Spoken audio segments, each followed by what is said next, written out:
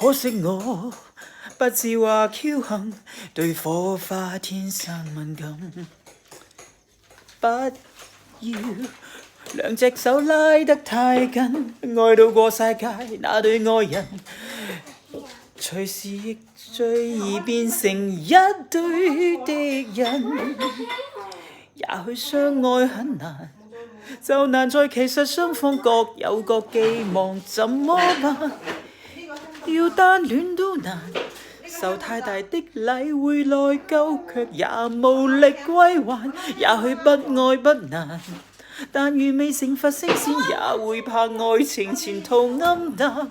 愛不愛都難，未快樂先有責任給予對方，面露歡顏，得到浪漫，又要有空間得到落寞，卻怕去到終站，然後付出多得到少，不介意豁達又擔心有人看不過眼。